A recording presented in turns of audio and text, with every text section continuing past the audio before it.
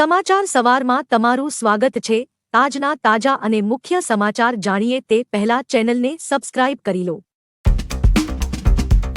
અંબાલાલ પટેલની આગાહી। અંબાલાલ પટેલે વધુ એક આગાહી કરી છે, જેમાં તેમણે વધુ એક ચક્રવાતની સંભાવના વ્યક્ત કરી છે। જણાવી દઈએ કે વેસ્ટર્ન ડિસ્ટર્બન્સના કારણે ઝાકવર્ષા અને હળવો વરસાદ થઈ શકે। 18 થી 21 માર્ચ દરમિયાન પશ્ચિમ વિક્ષોભ આવવાની શક્યતા છે। તેમની આગાહી અનુસાર આવનારા દિવસોમાં ગરમીનું પ્રમાણ વધશે। મધ્ય ગુજરાતમાં તાપમાનનો પારો 38 ડિગ્રી સુધી પહોંચવાનો અનુમાન લગાવવામાં આવ્યો છે।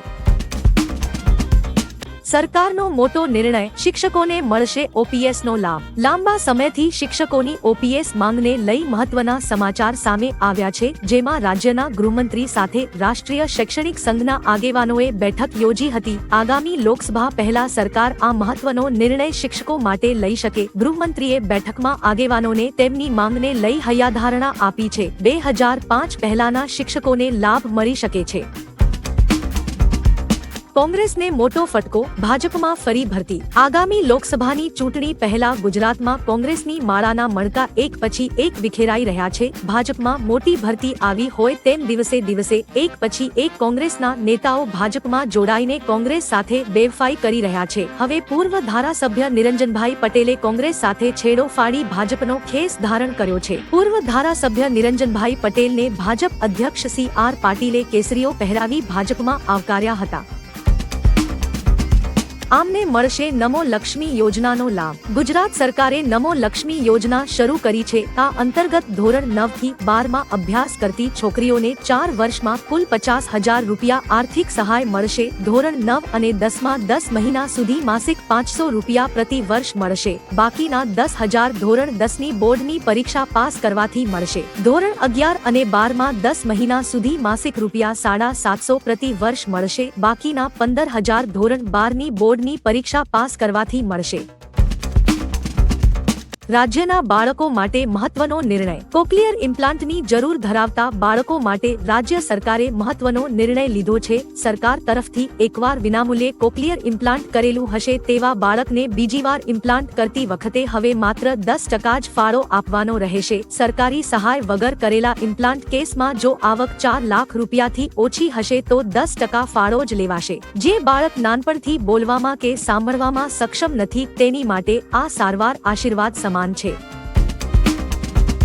વંદે ભારત ટ્રેન અમદાવાદથી દ્વારકા સુધી લંબાવવામાં આવશે। વંદે ભારત ટ્રેન હવે અમદાવાદથી દ્વારકા સુધી દોડશે, જે હાલ જામનગર સુધી જઈ રહી છે। પીએમ મોદી 12 માર્ચ ગુજરાત આવી રહ્યા છે। આ દિવસે આશરે 85,000 કરોડના વિકાસ કાર્યોની ભેટ આપશે। આ સાથે તેઓ રાજકોટથી વર્ચ્યુઅલી વંદે ભારત ટ્રેનને દ્વારકા સુધી લંબાવશે। અન્ય એક વંદે ભારત ટ્રેન જે અમદાવાદ અને મુંબઈ વચ્ચે દોડશે તેને પણ લીલી ઝંડી આપશે। કુનો પાર્કમાં નવા 5 મહેમાનોનો જન્મ થયો। કેન્દ્રીય મંત્રી ભૂપેન્દ્ર યાદવે એક ખુશીના સમાચાર આપ્યા છે। કુનો નેશનલ પાર્કમાં નવા 5 મહેમાનોનું આગમન થયું છે। તેમણે ટ્વિટર પર વિડીયો શેર કરી આ જાણકારી આપી। તેમણે લખ્યું કે દક્ષિણ આફ્રિકાથી એમપીના કુનો નેશનલ પાર્કમાં લવાયેલી 5 વર્ષની માદા ચિત્તા ગામીનીએ 5 બચ્ચાને જન્મ આપ્યો છે। કુનો પાર્કમાં અને ભારતમાં જન્મેલા ચિત્તાઓના બચ્ચાઓની સંખ્યા હવે 13 થઈ છે। ભારતની ધરતી પર જન્મેલા ચિત્તાઓનો આ ચોથો વંશ છે। દાહોદને 314 કરોડના વિકાસ કામોની ભેટ। મુખ્યમંત્રી ભૂપેન્દ્ર પટેલે દાહોદ જિલ્લામાં અંદાજે 314 કરોડના વિવિધ વિકાસ કાર્યોનું લોકાર્પણ અને ખાતમુહૂર્ત કર્યું। પીએમ મોદીએ દેશમાં ગરીબ, આદિવાસી, વંચિત અને પીડિત વર્ગને તેમનો હક સીધો મળે તે પ્રકારના સુશાસનની કાર્યપ્રણાલી ઊભી કરી છે। લોકોના જીવન ધોરણમાં સુધાર લાવવા તેમજ સુદૃઢ માળખાકીય સુવિધાઓના વ્યાપ માટે તેમણે વિકાસ કામોની હારમાળા સર્જી છે, તેમ મુખ્યમંત્રીએ ટ્વિટર પર પોસ્ટ કરીને જણાવ્યું હતું। બોર્ડની પરીક્ષા પહેલા સુરત ટ્રાફિક પોલીસનું ખાસ આયોજન। આજથી બોર્ડની પરીક્ષા શરૂ થઈ રહી છે। હાલ સુરત શહેરમાં મેટ્રોની કામગીરી ચાલી રહી છે। પરીક્ષા દરમિયાન કોઈ વિદ્યાર્થી ટ્રાફિકમાં ન ફસાય તેને લઈ સુરત ટ્રાફિક પોલીસે હેલ્પલાઇન નંબર 7434095555 જાહેર કર્યો છે। આના પર ફોન કરવાથી મદદ મળશે। જો કોઈ ટ્રાફિકમાં ફસાય તો તેને સરકારી મોટર સાયકલ ઉપર પરીક્ષા કેન્દ્ર સુધી પહોંચાડવામાં આવશે। સુરત શહેરમાં 36 બાઇક પેટ્રોલિંગની ટીમ તૈનાત રહેશે।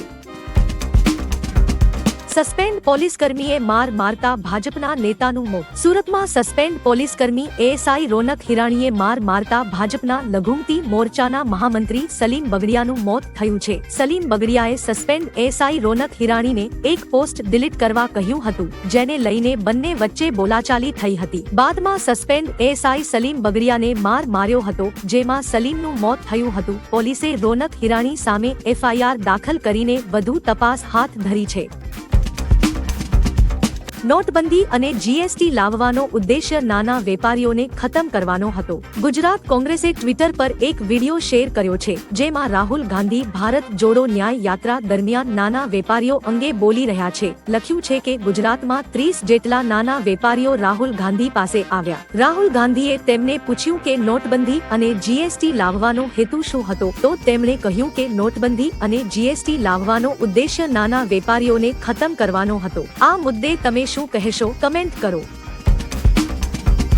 પીએમએ કાશી વિશ્વનાથના દર્શન કર્યા. પીએમ વારાણસીથી ત્રીજી વાર લોકસભાની ચૂંટણી લડશે. ત્રીજી વખત ઉમેદવાર જાહેર થયા બાદ પીએમ મોદી પ્રથમ વખત કાશી પહોંચ્યા હતા. સૌથી પહેલા તેમણે કાશીમાં રોડ શો યોજ્યો હતો. ત્યારબાદ વિશ્વનાથ મંદિરમાં પૂજા અર્ચના કરી આશીર્વાદ લીધા. કાશી વિશ્વનાથ મંદિર સંકુલની બહાર મુસ્લિમ સમુદાયના લોકોએ શરણાઈ વગાડીને તેમનું ભાવભીનું સ્વાગત કર્યું હતું. તેઓ રાત્રિ રોકાણ પણ કાશીમાં જ કરશે. બીજા દિવસે આઝમગઢ જશે. અમદાવાદમાં મેટ્રો ટ્રેન સેવાનો વિસ્તાર થશે. મીડિયા અહેવાલ મુજબ અમદાવાદમાં મેટ્રો ટ્રેન નવા રૂટ પર દોડાવવાની તૈયારીઓ પર વિચાર થઈ રહ્યો છે, જેમાં શિલજ, બોપર, શેલા અને ઘુમા સ્ટેશનને આવરી લેવામાં આવે તેવી શક્યતા છે. 2037માં ઓલિમ્પિકની દાવેદારીના ભાગરૂપે આ દિશામાં ચક્રો ગતિમાન કરાયા હોવાની માહિતી છે. મોટેરાથી એરપોર્ટ સુધી પણ મેટ્રો દોડી શકે છે. શહેરના 70% વિસ્તારને મેટ્રોથી જોડવામાં આવે તેવી તૈયારીઓ ચાલી રહી છે. સંસ્થાઓનો વિનાશ રોકવામાં નહીં આવે તો દેશમાં તાનાશાહી આવી જશે. ચૂંટણી કમિશનર અરુણ ગોયલના રાજીનામા પર કોંગ્રેસે ચિંતા વ્યક્ત કરી છે. મલ્લિકાર્જુન ખડગેએ કહ્યું કે જો સ્વતંત્ર સંસ્થાઓના થઈ રહેલા વિનાશને રોકવામાં નહીં આવે તો દેશની લોકશાહી પર તાનાશાહી કબજો કરી લેશે. ઈસીઆઈ હવે પતન થનારી છેલ્લી બંધારણીય સંસ્થા પૈકીની એક હશે. આપને જણાવી દઈએ કે અરુણ ગોયલે લોકસભા ચૂંટણી પહેલા રાજીનામું આપી દીધું છે. તેમનો કાર્યકાળ 5 ડિસેમ્બર 2027 સુધીનો હતો. ટીમ ઇન્ડિયા ત્રણેય ફોર્મેટમાં નંબર 1 બની. Team India ICC test team રેન્કિંગમાં ટોચના સ્થાને પહોંચી છે. આ રેન્કિંગમાં ભારતના હવે 122 પોઈન્ટ છે. ઇંગ્લેન્ડ સામેની ટેસ્ટ સિરીઝ જીત્યા બાદ ટીમ ઇન્ડિયા ફરી એકવાર ટેસ્ટમાં નંબર 1 ટીમ બની છે. ટી20 અને વનડેમાં ભારતીય ટીમ પહેલાથી ટોચના સ્થાને જ હતી. આ રીતે ભારત ત્રણેય ફોર્મેટમાં એક જ સમયે નંબર 1 પર છે. આ પહેલા ડિસેમ્બર 2023માં પણ ટીમ ઇન્ડિયા ત્રણેય ફોર્મેટમાં નંબર 1 બની હતી. અમદાવાદ અને મુંબઈ વચ્ચે દોડશે વંદે ભારત ટ્રેન. ગુજરાતને વધુ એક વંદે ભારત ટ્રેન મળશે. 12 માર્ચે PM Modi Ahmedabad Mumbai central Vande Bharat express, Bhuj Delhi Sarai Rohilla express, one station, one product stall, Gatishakti cargo terminal, goods shed અને જન ઔષધિ કેન્દ્રનું ઉદ્ઘાટન કરશે. આને લઈને રેલવે વિભાગ તૈયારીમાં લાગ્યું છે. ગુજરાતની આ ચોથી વંદે ભારત ટ્રેન હશે જે સપ્તાહમાં 6 દિવસ દોડશે. આ ટ્રેનને કારણે મુસાફરોનો સમય બચશે. રાહુલ ગાંધીએ મંદિર ટ્રસ્ટને અનુદાન આપ્યું. રાહુલ ગાંધીએ ગઈકાલે સુપ્રસિદ્ધ ધામ પાવાગઢ ખાતે દર્શન કરીને માતાજીના આશીર્વાદ મેળવ્યા હતા. રાહુલ ગાંધીએ માતાજીની 51 ફૂટની ધજા માટે ₹11,000નું યોગદાન મંદિર ટ્રસ્ટને આપ્યું હતું. વાવના ધારાસભ્ય ગેનીબેન ઠાકોરે ટ્વિટર પર પોસ્ટ કરીને પાવતીની તસવીર શેર કરી છે. રાહુલ ગાંધીની યાત્રાનો ત્રીજો દિવસ હતો. આજે ગુજરાતમાં તેમની યાત્રાનો અંતિમ દિવસ હશે. ગુજરાત બાદ હવે મહારાષ્ટ્રમાં તેઓ પ્રવેશ કરશે. કડવા અને લેઉવા પાટીદારો વેપારી થઈ ગયા છે. મહેસાણામાં પૂર્વ ગૃહમંત્રી વિપુલ ચૌધરીની અધ્યક્ષતામાં એક બેઠક મળી હતી. દરમિયાન અર્બુદા સેનાના અધ્યક્ષ વિપુલ ચૌધરીએ પાટીદાર સંસ્થાઓને વેપારી સંસ્થા ગણાવી હતી. કહ્યું કે કડવા અને લેઉવા પાટીદારો વેપારી થઈ ગયા છે. સાથે કહ્યું કે અર્બુદા સેના હવે અર્બુદા સેવા સમિતિ તરીકે કામ કરશે. આંજણા ચૌધરી સમાજના સભ્ય નોંધણી કરશે. 1.25 લાખ સભ્યો બનાવવામાં આવશે. જયસ્વાલ બન્યો player of the series. Team ઇન્ડિયાના યુવા ઓપનર યશસ્વી જયસ્વાલને ભારત ઇંગ્લેન્ડ ટેસ્ટ શ્રેણીમાં શાનદાર પ્રદર્શન માટે મેન ઓફ ધ સિરીઝનો એવોર્ડ આપવામાં આવ્યો હતો। જયસ્વાલે આખી સિરીઝમાં 89ની એવરેજથી 712 રન બનાવ્યા હતા, જેમાં 2 બેવડી સદી અને 3 અર્ધસદી સામેલ છે। જયસ્વાલે શ્રેણીમાં ઘણા રેકોર્ડ પણ પોતાના નામે કર્યા છે।